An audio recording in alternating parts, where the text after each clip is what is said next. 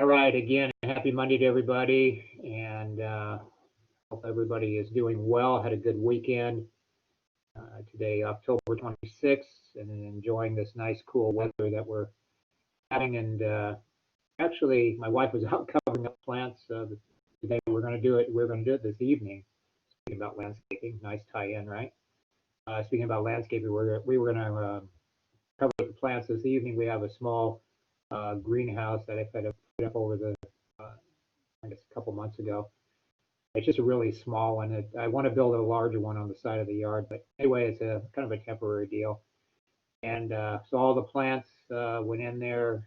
My wife put them in this afternoon or earlier this morning because the temperature started dropping so much. And up in Oklahoma, where my uncle lives, they're experiencing snow flurries up there, Oklahoma City. So it's moving down here a little further than they anticipated, I guess. Let's see. I think James, you said you're over in Dallas. Hopefully, let's see. Hopefully, you're not getting any snow there. I don't know if the temperatures are any warmer there. We're down in the low 40s here. James Meek says, found out I took a course I didn't need, got a 24, and I meant to take 14. Okay, then James is talking about, yeah, the city you live in is kind of between Dallas and Fort Worth. Okay. So, all right. I'm not sure on the courses, James. You didn't need. You got a 24 when I meant to take a 14. Anyway, we can talk about that if you need to. I'll talk about the wrong civil class. Okay. So you needed topo? Is that the class you were looking for? 14. That's what the number is on that one. Maybe you needed topo class and the civil class. So 1430 and took 2430. Yeah, I think that 1430 is topo. So,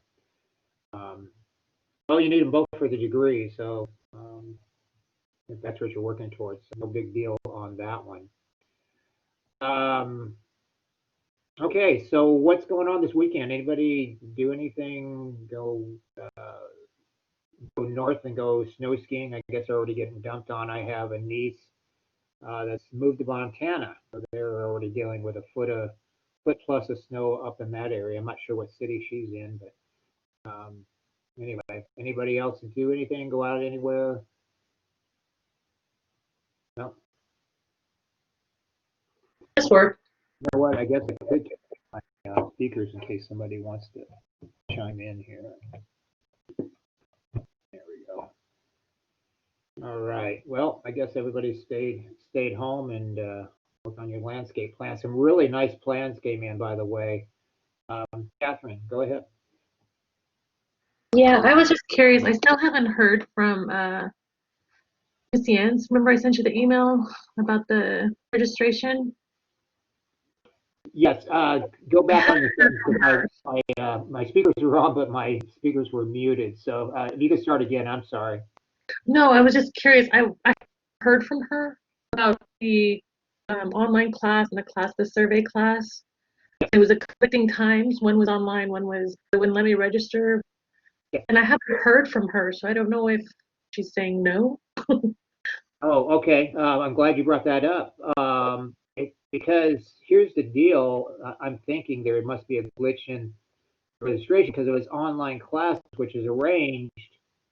I just see a correspondence which is arranged. It should be able to register for both because you. No, I sent you that I sent you that screenshot, and it showed that I couldn't take both. You remember? Right. Right. Yeah, but what I'm saying is that's why I send it on to Jean because there must be a problem in that system because us being arranged and then the scheduled survey class, I should let you register for both. Now, I saw a correspondence kind of going back and forth in between. And let me make a note of that while we're talking so I won't have to have you send another email. But I did see something from the chair saying, hey, that's kind of weird, the survey class face-to-face, because limiting on what classes are face-to-face, and I don't know how they would do a survey class not face-to-face. But let me make note. Let's see. So survey, and Catherine, what was the other class you were trying to take? The topograph. Oh, okay. Yeah. All right. All right. I'll follow up on that today. I haven't checked my coordinator's email today, and I didn't follow it over the weekend. Shame on me, but some days off. So there may be something in there that I can get back to you, but Jean should have gotten back to you and me at the same time. So I will check. I'll follow up on that today, and I will send you an email today. One way or the other, whatever. If I don't find anything out, I'm still working on it. Whatever it is, I'll follow up on that today for sure. Email to you, Catherine. Okay, thank you. You're welcome, and thanks for bringing that back up. All right. Nick says there isn't a survey class for remote anymore that I saw today. Yeah, no, it wasn't ever remote. It was supposed to be. It was set up face to face, and then when the chair kind of chimed in on the conversation referring to Catherine's situation, but she didn't address it. She goes, I thought that survey classes were supposed to be online. And then I'm thinking in my mind, I have a hard enough time teaching, it would be hard teaching Togo class online because there's actually some field work that you should be doing. But we've had to make accommodations for that. But then for surveying to be completely online, being from the survey world, I would have a really difficult time teaching intro to survey. That would just be crazy. The survey option is gone completely, James Meek's saying. So I will check into that and see what's going on. They may have a problem there. Thanks for letting me know, James. Anything else going on out there? Back to the packets, I've been receiving some really nice drawings on there. You guys are doing a really good job. Don't forget to read the directions on the posted packets each in lessons. Don't forget to read the directions on that carefully.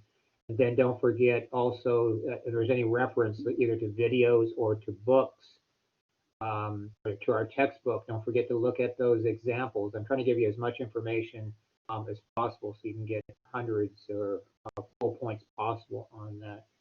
And James says, don't forget the north arrow. Okay. Yeah. Minor detail starting out, but you have to have it if you're handing that sketch off to somebody. They have to know, they have to have orientation north, and we'll get more of that today, actually. So, good point, James. All right. So nice work you guys are doing. You guys are turning in packets, formulated correctly.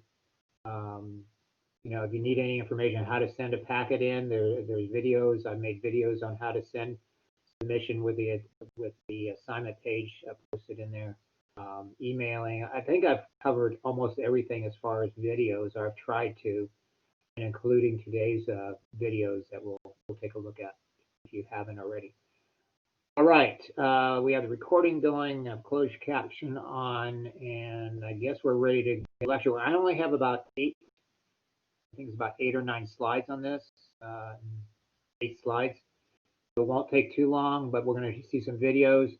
A couple videos are for our class that I have posted, just in case you haven't seen them, just for clarity for this week's packet that we're going into, and hopefully we can get done in about 45, 50 minutes of the lecture and let you guys start working on the lab. All right, so last week we talked about the vascular system of plants. We talked about the different curing of plants, positioning of plants, color, texture, scent, all these to take in consideration.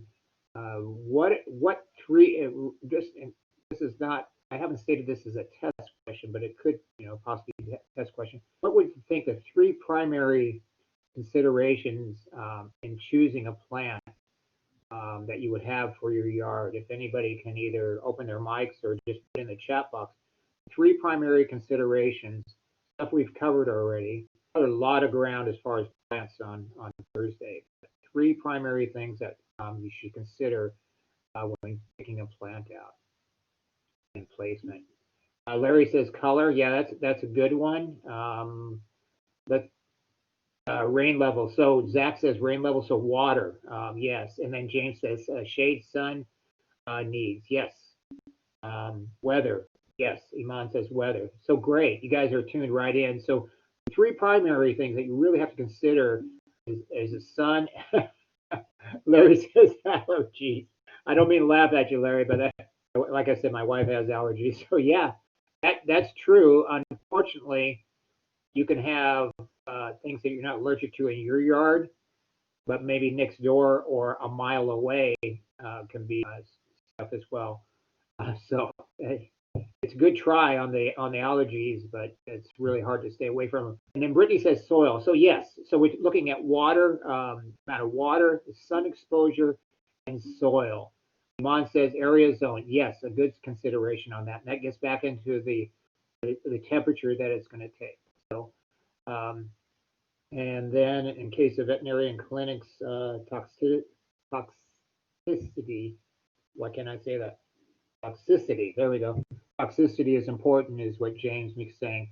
Yeah, absolutely. If you have animals around, I know this is probably a question for James Meek. Why do dogs eat grass? I've read a couple things on it. Their stomachs either not just right. I've heard about some nutrients that might be missing. James, I don't know if you're going to help on that, but I know our dog once in a while will eat a certain kind of grass. She doesn't eat the St. Augustine, but it's more the blade grass. It's a debated topic, but usually all the above. Okay, thanks, James. That's why I was getting confusing information. It's kind of like when you Google why are there depth points in AutoCAD, kind of the same thing. It's still debated why they put that in there. But anyway, so yeah, back to James on your plant selection for animals around. The plant oleander. I haven't seen those out here. I'm not sure if oleanders grow out here. I don't remember seeing them. It might be too harsh a weather, too hot of summer. But if you Google oleander, the leaves on them are poisonous to humans and animals. Oleander plants. They have a long sheath, but if an animal gets a hold of that. I've never had a dog that has gone after a plant. We had a cat, what's that, catnip plant. And of course, the cat loved that. We had a cat. But I haven't had any problems with that, but that's a good point, James. Lilies are no-go for cats and dogs. Huh. Are you talking about daylilies? And there's about 25 varieties of daylilies, James, on that. It says lilies are no-go for cats and dogs. I do have some daylilies out front. Do all that well because they're getting too much shade. But anyway, some good points on that. Yeah, and so James, I'll take that in consideration. Our dog goes up to the daylilies, sniffs around that area, but I think it's because other animals urinate and stuff. Daylilies are fine. So another type of lily. Okay. Yeah, I know there's a whole bunch of varieties of lilies. So, all right, some good points on that. True lilies. Okay, not the daylilies, but true lilies are top, James. All right. So great consideration on that. Something I hadn't brought up before in a landscape class. I guess I should. I love animals. I love having dogs. I've never had any problems with that, but it's a real possibility if you get, especially puppies. Puppies as dogs, they're going to eat everything. They're going to chew on anything. And if you have a toxic plant or something that could be toxic to them, you could have some issues. So water, sun, climate, all these are primary things that have taken consideration. On the vascular system that we talked about, as human bodies, we have a vascular system, and so do the plants. Taking nutrients in, whether it's from the sunlight or from the groundwater coming up, and nutrients from the soil. And James is saying it's not commonly a consideration unless it's noted as a concern with the landscapers. Okay, so yeah, I think it's a great consideration, especially, and I go back to especially if you have puppies. Like I said, they'll chew on everything, including rocks. So maybe limestone wouldn't be the best thing to have around. So as we go into this, we're going to talk more about the hows on plant consideration. So number one, know your site. So we're just getting into knowing our site, the sun exposure. We haven't gotten really to soil yet. We haven't talked much about soil, but we'll talk more about that. In my previous classes, landscape classes, we actually did a soil analysis, and you can do this. You can Google. You can actually do a soil analysis at home. It takes a little bit of chemistry to get some things together. You also can send it into ag, Texas Ag. Is that correct? And I think I have a reference in here in one of the PowerPoints. You can send it in, send your soil sample in, and I think it's like $30, and they'll actually sample, run a test and give you a readout of your soil. So that's important consideration. Unless you do like me, you're just kind of guessing at it. The composting I do, and we'll get more into composting and everything. I added some organic gardening soil, vegetable gardening soil to the organic material and to the soil, and some other soil amenity into that. And one of the planters, I have a 4x4, two 4x4 raised planter beds. One of them just exploded with plants, with tomatoes. In fact, we're still harvesting. You know, this late in the year, we're still harvesting tomatoes. I mean, every time we go out there to take the dog out for a walk, we go by there and we're picking more tomatoes off there. And my wife just pulled off another handful, even in this cold weather. And they're not fully ripe, but they'll ripen in the window. But we're trying to grab them now before the frost hits this evening, if we have frost or at least the freezing temperatures. Right now, with the wind, we're with plant exposure, we're about 34 degrees with the wind right now outside. My wife just showed it to me. So, you know, the plant soil is important. We'll get more into that. But know your site. That takes a lot of consideration, knowing the sun, not only the soil, but the water. And so, some of you had some great SWOT analysis, some really nice detailed SWOT analysis on that, and knowing your site. Know who will be using your plants. So not only the human population, but back to what James Meek said about the animals that you may have. Just going into rabbits, I don't know how intelligent are rabbits. Will they eat anything? Will they eat a poison that could be poison? I don't know. Turtles. If you have a pet turtle, there was on the Nextdoor app, somebody was missing their large turtle had wandered off, but I know they eat lettuces and vegetables and things like that, so maybe they're smart enough not to eat everything. Too bad we can't, you know, train the gophers to. I saw somebody's report had gophers and train those gophers to eat the poisons. Sorry, I love gophers, but I know they can be a real problem. That's a whole other story. Think about the theme. Do you want a formal garden, informal garden? Now, when I say garden, I don't mean vegetable garden. I'm talking about, you know, the landscaping as a whole.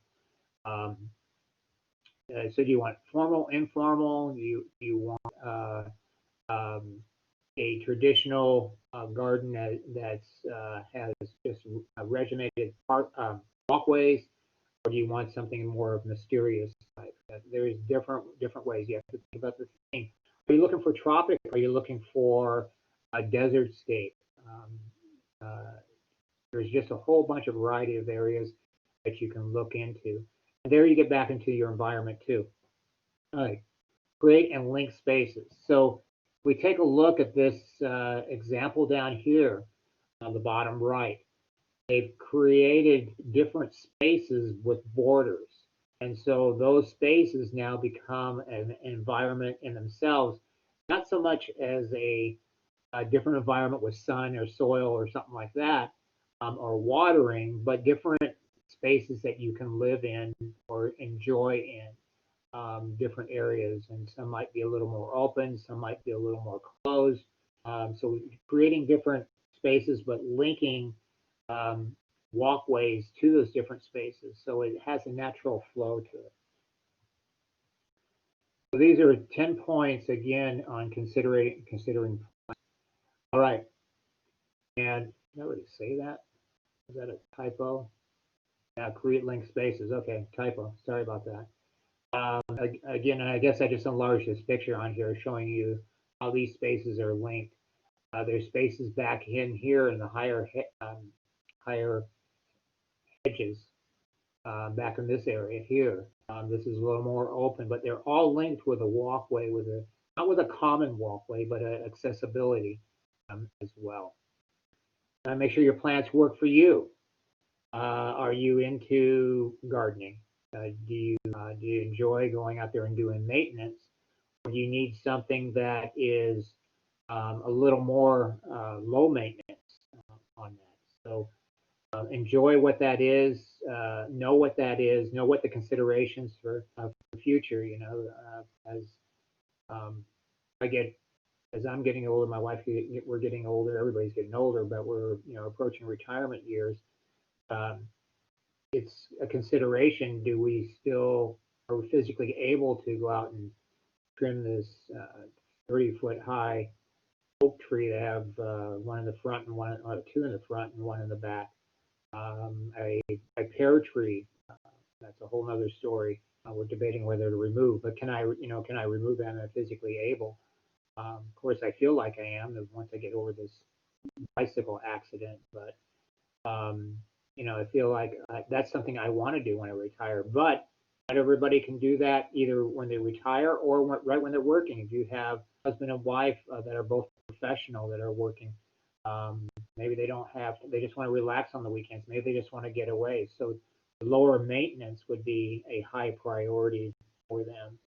James Meek says, I want to try desert scape because of the soil conditions and weather. And yeah, so that's a great point, James. Instead of fighting it, right? Instead of trying to put a tropical front yard landscaping or even a backyard landscaping that we'll talk about later, instead of fighting it, you're going to put in some plants that might adapt to the soil and conditions that you have in that yard. So good point. Structure your plants, your planting. So remember with the tier or the spill and fill we talked about. Structure them how you want to situate them. Typically, you're going to have bright colors will draw you back into an area. Your eye will draw back into bright colors. More subdued colors in the foreground, so you can draw interest with brighter colors. That's one way of structuring. Highlight important points. So every yard should have a focal point. You shouldn't just have chaos. And I don't mean that you're planting in chaos, don't get me wrong, but chaos as far as your eyes. Visually, I don't know if you guys know this, I teach that in 1305 and 1409 classes, that odd numbers are more appealing to the eyes. So threes, fives, sevens, nines, odd numbers of things appeal more to the eye. So let's go back to this picture here that we have on the bottom right. Right off the bat, we see this walkway, which draws interest. The red draws you back into the picture. This walkway creates curiosity, as this one does here, of course. Look here. 1, 2, 3.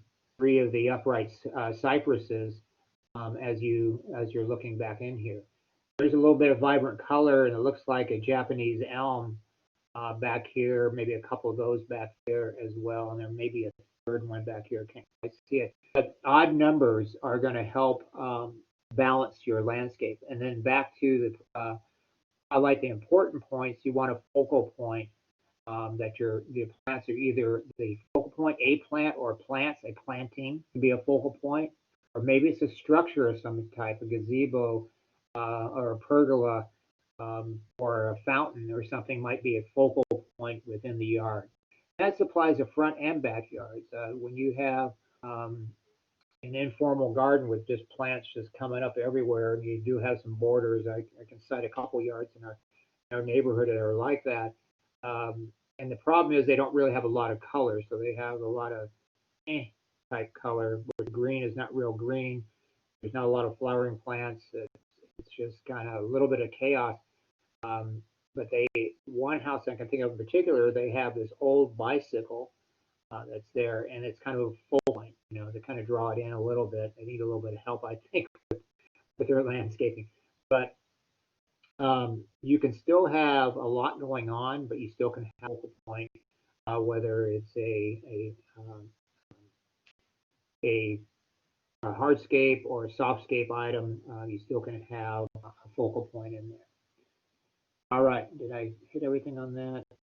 Highlight the important points. Okay. Pay attention to details. So look at again, we're using this example in the bottom right here. Look at the details, how everything is bordered so nicely. Everything is, and this is more of a formal type garden, somewhat, I mean, because they have these borders and very manicured, but not all the features are boxed or trimmed in a box shape or in a half dome shape like one we have out front. I'm kind of contradicting exactly what we have in our front yard. So we have a couple of the hedges that are uniformly shaped. I keep them trimmed, and then we have one in the center that's somewhat trimmed, but it's more of a elongated type of plant. And then we have right now, they're probably dying right now. We have potato plants that are of a vine type. So it's not really a formal, but it's not really informal either. So I think it works, what we have, what we put into it, but it could be better. We still have some grass issues that I can talk about later. All right, so think about the future, kind of about what I talked about earlier. Are you going to be able to maintain this? Or is water going to get too expensive? Water is a high commodity. We're supposed to be running out of water, and 2050 was the last prediction that the underground aquifers are going to be completely used up. It was 2050, somewhere in there. And so, what are we going to do about water?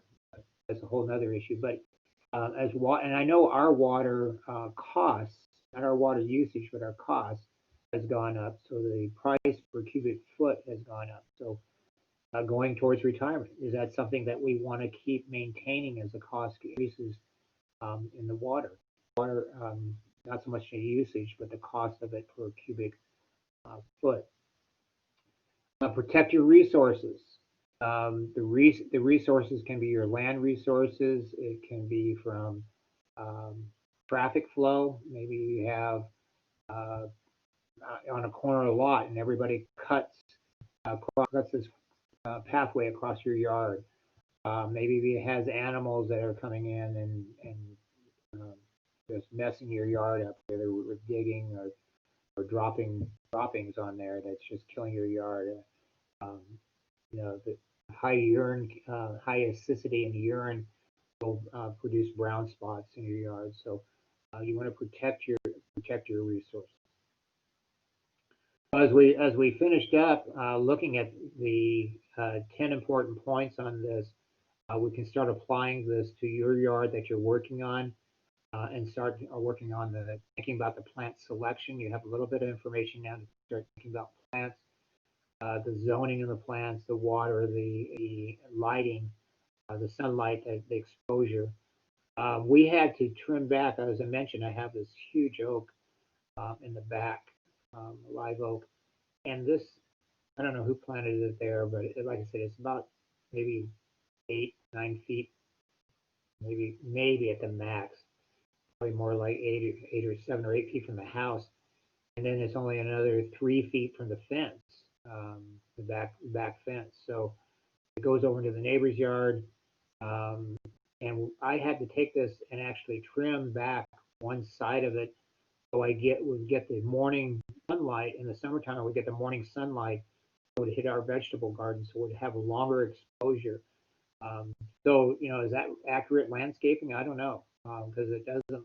The oak now doesn't look real uniform because it's kind of, I don't want to say butchered on one side, but as you can tell, definitely tell that there's a hole on one side. So, is that correct? I don't know, but I'm accommodating some other area that I want to accommodate without taking out this tree. But there's all kinds of consideration. You want to take out large trees to have more sun. Before we moved to Texas, my sister-in-law, living out here for years, we came out to visit her. This was prior to even considering moving, just came out to visit her. And she always told us shade is a premium in Texas. And I just kind of laughed at it. Yeah, whatever. But now I really understand shade is a premium, all the way to going to a parking lot and looking at everybody that's scrambling for the shade, right? Trying to find the shade. So either you find the shade and get the bird droppings, or you toast your car out in the sun. So I don't know what the options are on that. Um, so we have different things we have to look at our yards. How are we going to accommodate the plants we want? Kind of back to James Meek's point. He's going to adapt. He's thinking about adapting the plant, picking the plants that will adapt to the environment that and soil and exposure. So these are all things you want to take in consideration when you start selecting plants for your area. Now, if you have a combination, you have shade. How much shade do you have? We have one area in the front yard. We have some begonias going under this, what I call a lollipop tree, kind of an arch-shaped tree. And it will get morning sun. And begonias typically like a lot of sun, but not a cooking sun. So it will get morning sun in the summer. They did fairly well. And then as the sun goes up, we're going to get shade for the rest of the day coming around. So, the time of day, what the exposure is, different times of the day. So we have to take these considerations because we can get plants in that will survive. And as pointed out, like the hydrangea in the back, yeah, it's going to survive. It's not looking really good. I mean, it has some green leaves, kind of, and the flowers are 1 to 2 during the season, where those things should just be full, big bloom of 3 to 4 feet high, multiple blooms on there. But it's just, I think it's soil, and I think it's exposure. It has great exposure in the morning, but in the summertime, that afternoon sun just clips the corner of the house and hits that hydrangea.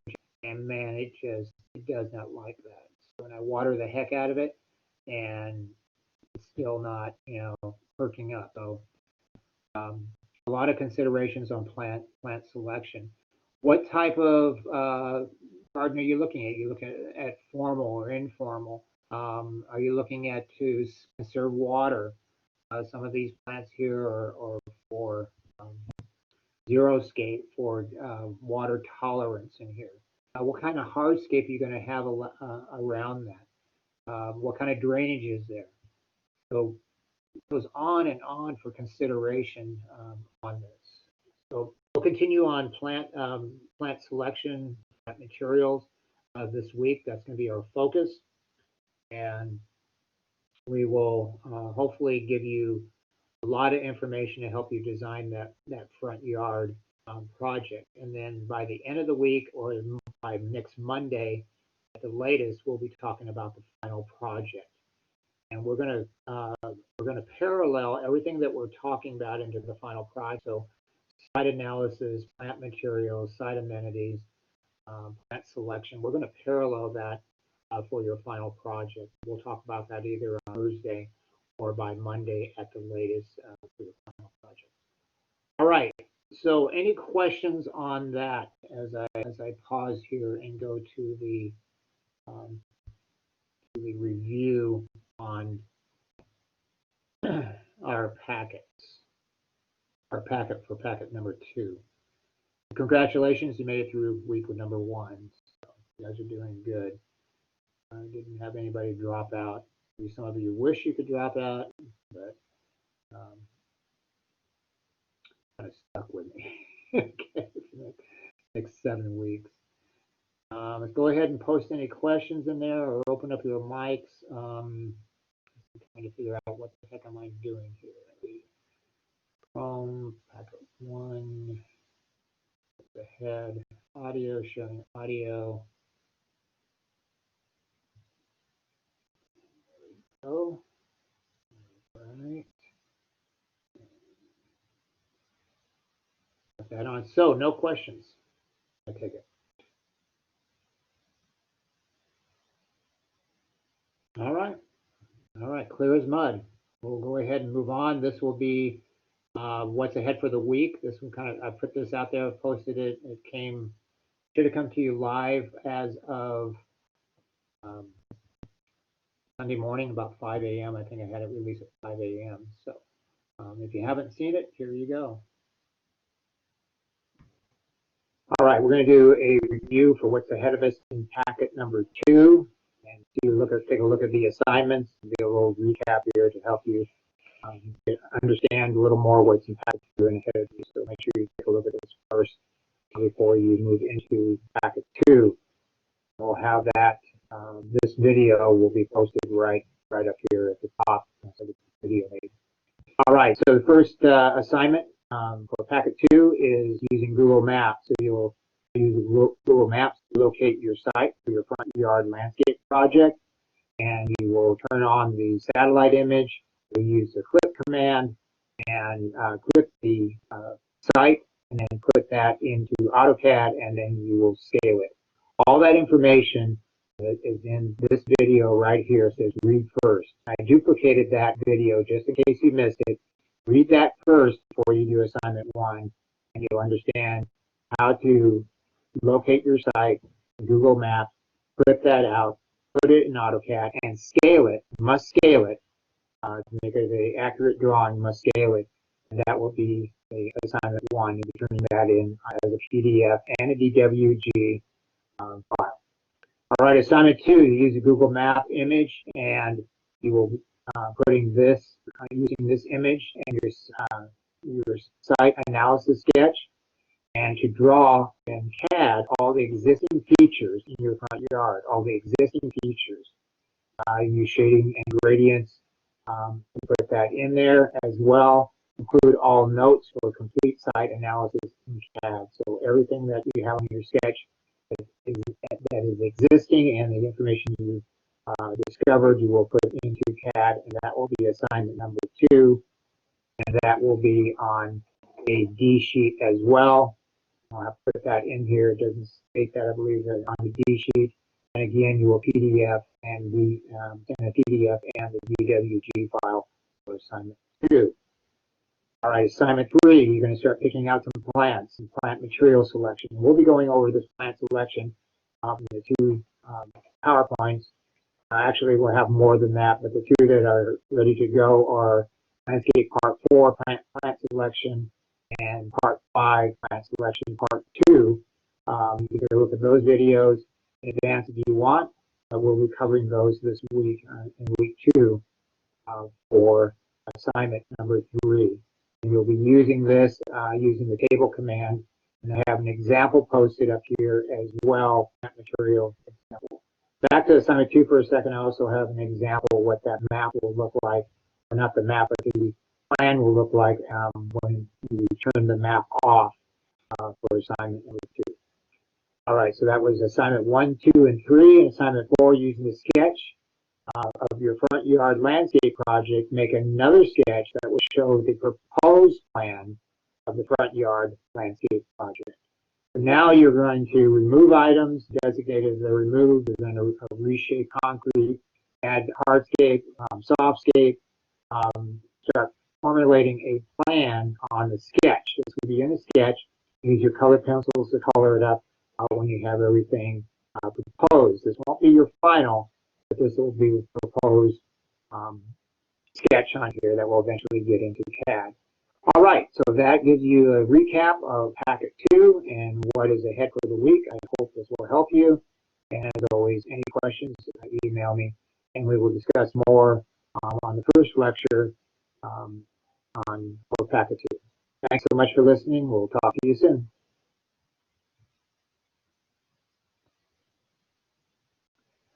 All right. Made a couple notes on there. See. A couple notes on there on assignment 2. I add the D sheet in. Let me see if I added that in. Assignment 2. I'm looking at the updated one here. Yes, I already put that in there, so it will be on the D sheet on assignment 2. And then assignment 3. There's another typo there. There's 2 assignment 3s. So assignment 3 is your plant list, and then assignment 4, I'm going to have to correct that. Assignment 4, you will have on your sketch, you will have dimensions on there for new items that you're putting in. Again, make sure you note on the removal of items or keeping items existing, staying in place, sidewalk, existing sidewalk staying in place. These kind of notes are needed when you go into CAD. All right. So I will fix a couple items on there, and on the sketch for which will be assignment number 4. Again, you will need dimensions on there, the location of new items, so you can put that into CAD for you. All right. So any questions on that? Back over here. And not seeing any questions while I'm going to the next video. Let me know if you have any questions on that first one.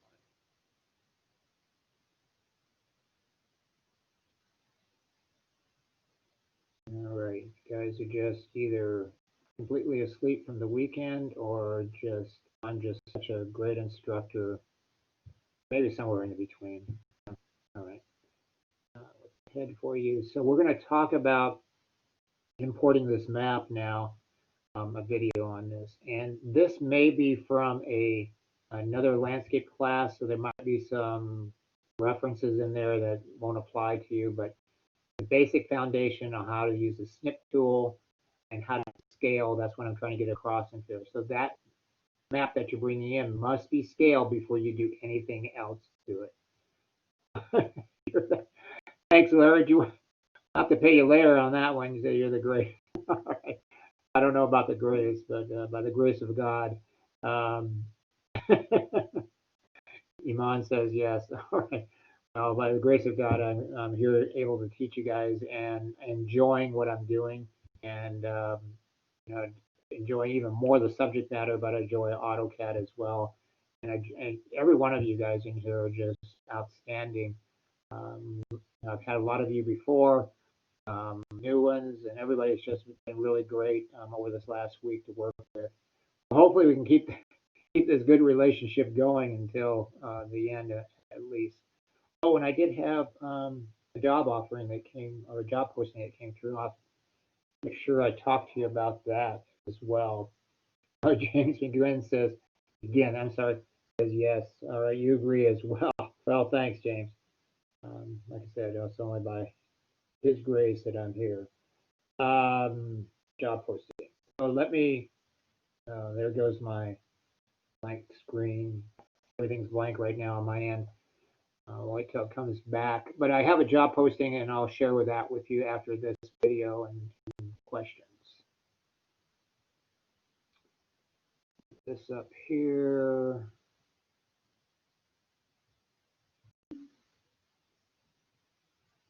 All right, using your phone. Yeah, how's that working out, James?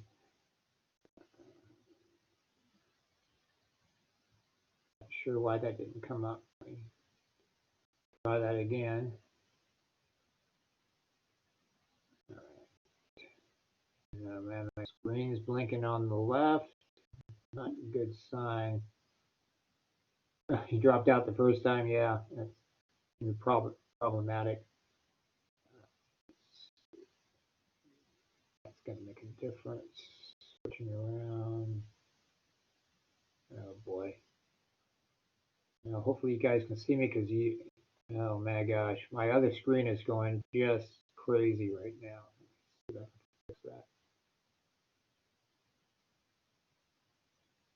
No, it doesn't like what I'm doing. All right.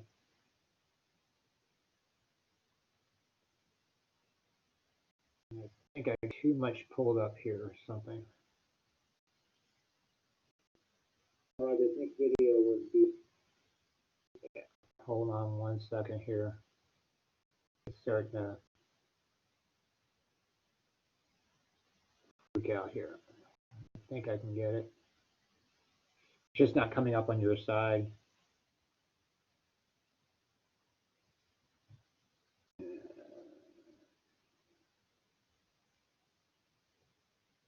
Hold on. It's not, for some reason, it's not coming up on your side, and I don't know what the deal is. Of course, technology on Monday morning, right?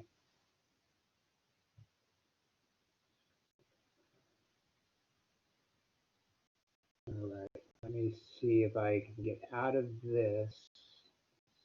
Close that. May have to do a soft reboot here. I think I had too many videos open. Hold on 1 second.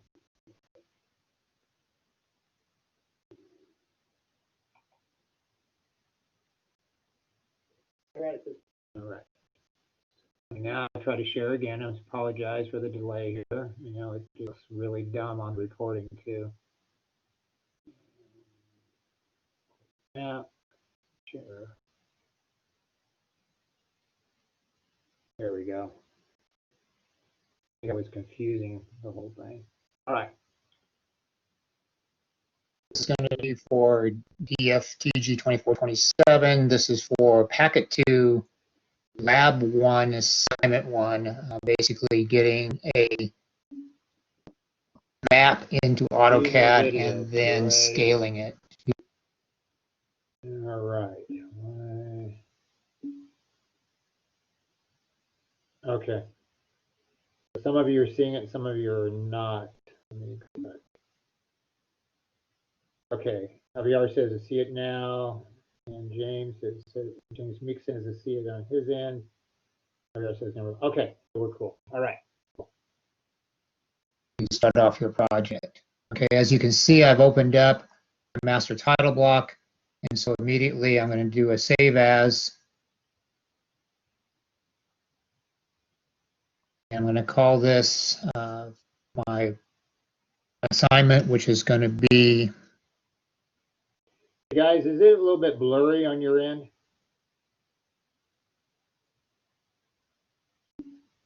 Okay. Yeah. Okay. Thanks, Brittany. Kevin. All right. Yeah, a little bit. Sorry, I don't know what it was on this, but I apologize for that. I may have to make a new recording, but hopefully it's clear enough to get the idea across. Okay. I just wanted to ask you guys. Thanks for the feedback. PA2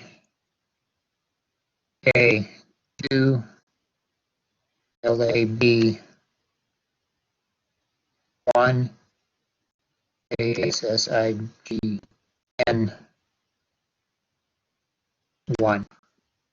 So now I got my master title block tucked away. Save on that, and so you look at the top, and there's my new file name, and I'm all set to go. I know the audio is a little choppy too. It must have been the laptop I was using, and I wasn't using the same video cam when I made this, so apologize for that too. So hang in there, just either post or write down any questions if it's not clear after this. Thanks. So I have that set up. I'm going to click over the model space here. Get rid of some other stuff we had in here. The clean sheet, I'm going to go ahead and put it on the grids because I like to have the grids on. And then we're going to go over into Google Maps. So here I am in Google Maps. I put in an address, and I put in the address that I want to locate. So put in your address or whatever backyard that you are doing for your project. And from here, we'll go ahead and turn on the satellite view. I don't know if you caught that, but it said backyard, so this was a different landscape project, so just ignore that. It's still the front yard, all right? Still the front yard. And then we'll zero in as close as we can to the property that we're going to be in question, which is, this is a sample one that we're going to be in question here. So from there, I'm going to go ahead and use my snip tool. I just type in snip down at the bottom here. Get the snip tool opened up. And then you're going to do a new snip. And basically it's taking and dragging is what you're doing on this. But you want to make sure you get enough distance away to get the entire piece of property within this. And so I have enough extra to work on. I'm a little bit tight in the top right corner, as you can see, a little bit. But there is a tree blocking area, so I'm going to have to do an estimated projection on that. All right, once I get that, then I have this file that I can save.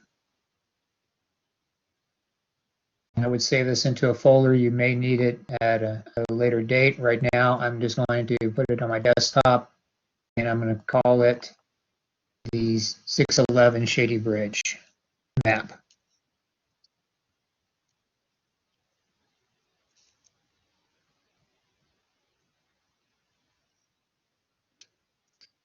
And I'll save it there. And then before I close it or anything, let's see here. So what I did is I went ahead and closed, I saved that to my desktop and went ahead and closed it.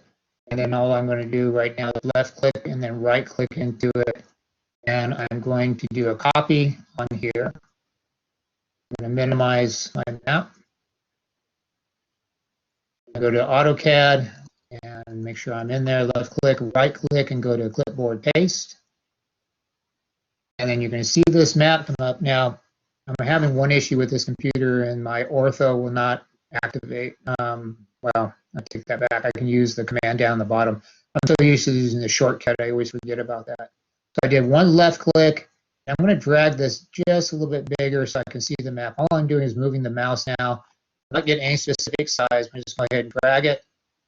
And then I'm going to drag it one more time to make it perfectly north, south, east, west as it was in the map. All right, so now I have that. So the next thing I have to do is I have to scale it. So that's where I had said in the directions. So you need to know the dimensions of one piece of item on a horizontal distance on that. So I happen to know that that patio cover, and I also know the driveway width is 10 feet, but I really can't see that real well. It's going to be more of a guesstimate on that. And I know I have a 4-foot sidewalk. I think my best bet is for this patio cover that I have. I know it's a 20-foot wide patio cover. So what I'm going to do now, after I've set my units,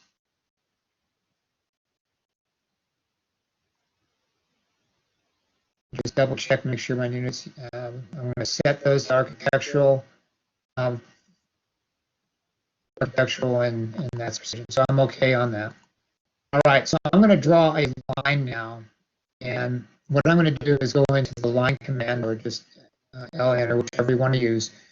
And I'm going to zero in on this patio cover. And I'm going to take this line and I'm just moving the cursor along the approximate angle of that patio cover. And then I'm going to put in a length of 20 feet. And hit enter. As you can see, my line took off, so I hit escape. Now I'm going to zoom out. And I'll just go ahead and double check that line to make sure it is 20 feet before I get going. And it is, I'll show it to you. It is 20 feet, so I'm good on that. So what I'm going to do now is I'm going to zoom out. I got to get some room to work with here. So I see everything. So I'm going to select that line and I'm going to move it up here a little bit. And then I'm going to move my map. Just move that over just a little bit.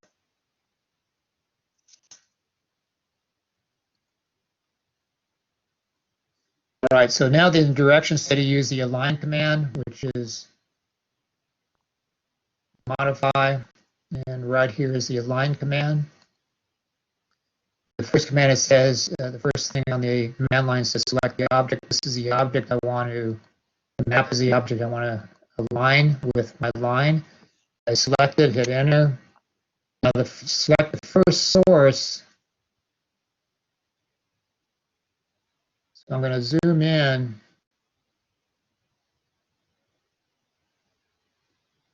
The edge of the cover, just approximate. And you also can leave another line on there if you just into it's a little more accurate if you want to do it that way as well. And I'll go ahead and there, and that's my destination. It says what's my second source, so it's the other end of the patio cover. And then it says what is the destination point. And then I'm done, hit enter. And it says you want to scale the alignment, the object to the alignment points. Yes, I do. And so now you have this blur and what the heck happened. So you just zoom out. Now that 20-foot line, the map was aligned to scale on that 20-foot line. So now you have a working drawing on that. Delete that line and I'm all set. Okay, so you're all set on this map. That's the first assignment in under lab packet 2 and lab 1 assignment 1. So all you're going to do is PDF that and you'll be all set to go for that assignment. So the next assignment is about sketching and outlining this. So I'm going to post some examples. It will not be of this property, but it will be of what you should end up with when you sketch the existing features in a backyard or in a situation. I have another project that I can use for an example. So I'll post that on there. It won't be a video, but it'll be some examples. But make sure, one of the hints it says, make sure you get your layer set up and put this on the map layer.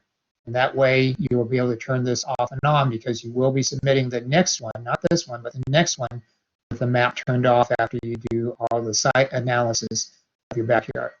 So hopefully that helps you out. Email me with any questions. Pretty straightforward. Let me know if you have what questions you have on that, and we'll go from there. So thanks, and like I said, I hope that helps you. We'll see you next time.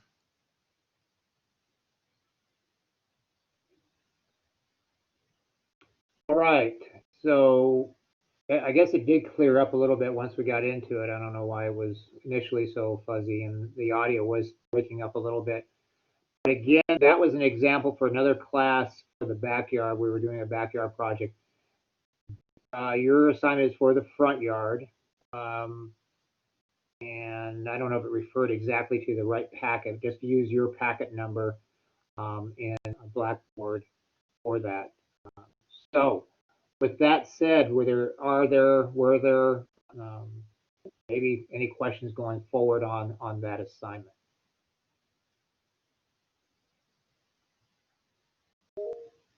Professor, Go ahead. I have one question on like I said, the Google Map. Is that when I was checking the Google Map right now, and in the front yard, it's not the same as right now. We made changes in the summer, and it's not the same. Is that right too for like just keep to use the Google Map as it is? Well, you'll put your property in, not this one. You'll put your property in, your property address, Google Maps. Okay. All right, does that help? Okay. All right, Catherine, go ahead. I think you had your hand up. Hey, sorry, my dog's barking. So that video is in the packet, right? Am I not seeing it? Yes, yes. So I'll go ahead and get back to that. Yeah, it's in there twice, in fact. I guess I wanted to make sure everybody saw it. It's not that I'm proud of my videos, but I just posted it there twice. Okay. I think. Yeah, so it's right here. Packet 1 assignment, map import, and right here, read this first. Packet 1, I guess I should say view this first. Packet 1, assignment 1, map import. So you have it there twice. Okay, thanks. Sorry. You're welcome. Anything else? Jack says, nope, he's good.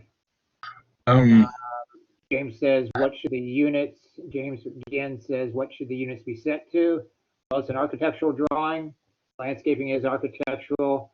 Now, so to answer your question, James, before I move on to another example in real world, I would set it to architectural inches to answer your question, James. That's what I would do.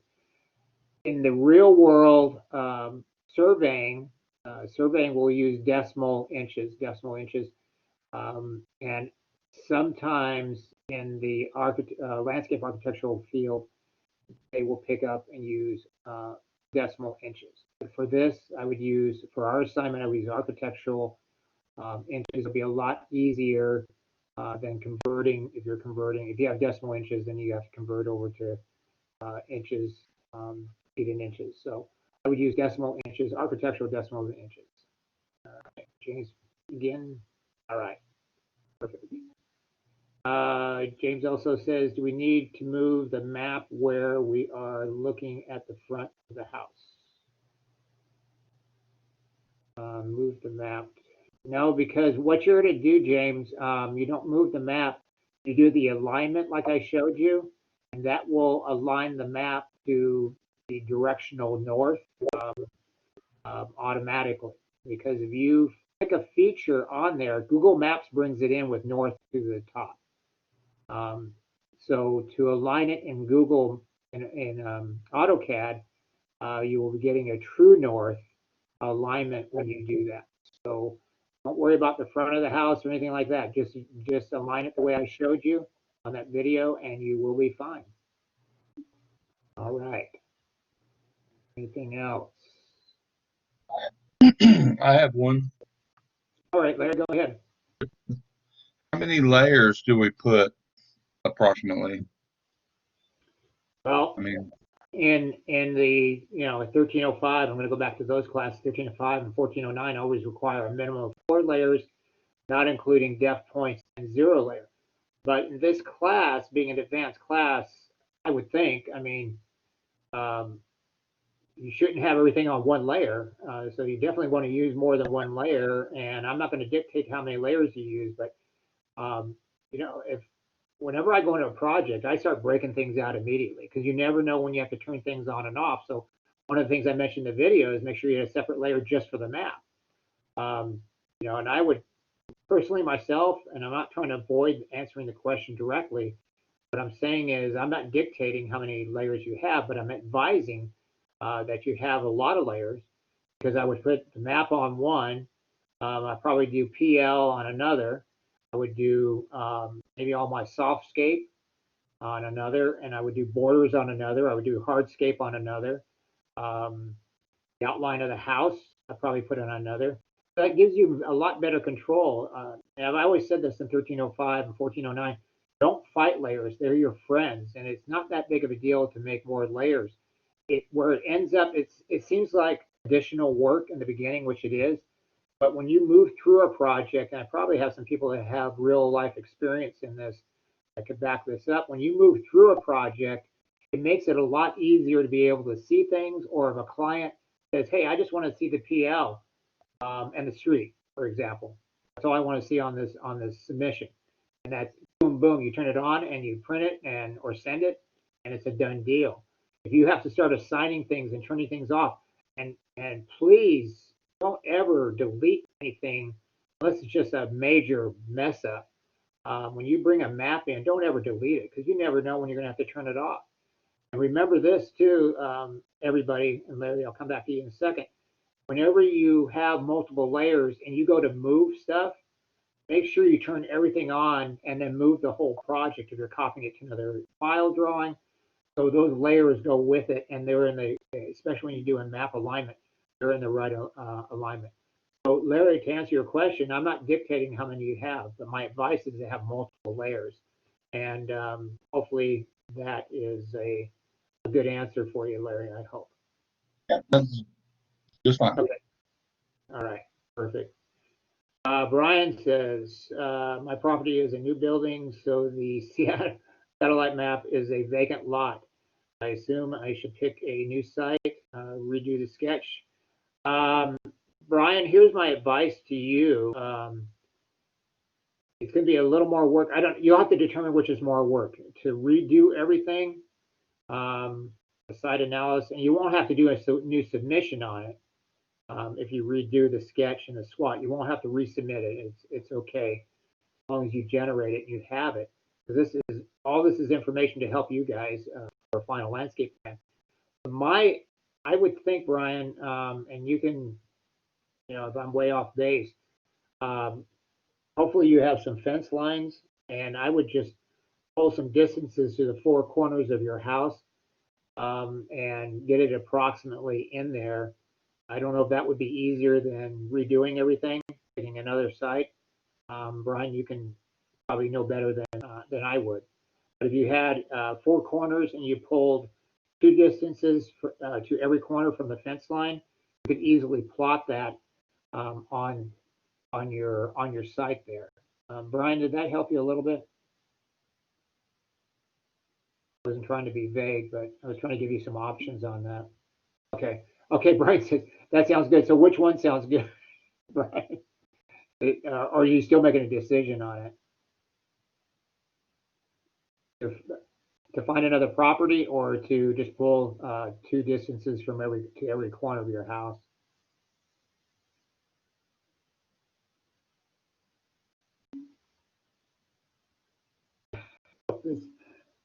Oh, pull distances. Okay, I thought I said pill disaster at first. So pull distances. Yeah, I think that would be the easiest myself, depending on that. Usually didn't say off. Yeah. Yeah. So whatever works good, Brian. So good question on that. Any of you run into that with Google Maps? That can be an issue. They don't update. I don't know how frequent they update these things, but some areas don't show everything, or new road alignments. A lot of times they're slow on getting that in there too. So if you have any recent road alignments in your front, that might be an issue too as well. But so make sure you show the street, north arrow, all that in there, and you don't have to draw the whole street in. Just indicate on by text where the street is, and then the north arrow. All that stuff required for a good base drawing. So you guys are creating a base drawing and start putting some new plants in and picking out the plants and the design on that. So, all right. Running a little bit over, but some good questions. And so we have the assignments. I need to fix a few things on the lesson page. There's two assignment 3s. So the second assignment 3 under lab 4 will be assignment 4. And I think everything is pretty straightforward on that as well. All right. So we'll take a 10-minute break. We'll come back at 1:50, and then we'll go right into lab at that time and get working on this and see if you guys run into any issues or questions or have any questions or problems. But I want to step out for a second and get something to eat, as you guys are probably eating your nice cheeseburger and enchiladas and all that good food. I'm going to go get my nice cold protein shake. So don't tell me what you're eating, please. All right. I'll see you in about 10 back here in 10 minutes and answer any questions. Zach says, can we use aerial images if we have access to a drone? Yeah, whatever. Wow, that's nice, Zach. So yeah, whatever you have, Zach, as long as you get a map in there, I don't care which one you use. And is that your personal drone, Zach, or a company drone? Just out of curiosity. Personal. All right, cool. I'd like you to teach a class on drone flying. That's another thing we're trying to incorporate into the drafting. I want to get the survey program down here, develop a survey program, when I say down here, onto our campus, and then topography and surveying could use drones as well, and that would tie into electronics and robotics. Sorry, Zach, went off on a tangent there. All right, cool. Exciting to get your license, which is very important. I know they teach that at Northwest, I think. They prepare you for the licensing at Northwest, I think. So very good. Mon says, will we do the backyard also in the future packets? Not on the future packets, no. We won't be doing the backyard in future packets. Good question. I haven't thought that out, but on future packets, no on that. So that's on the packets. Good question. All right, anything else? All right, I'll stop the recording and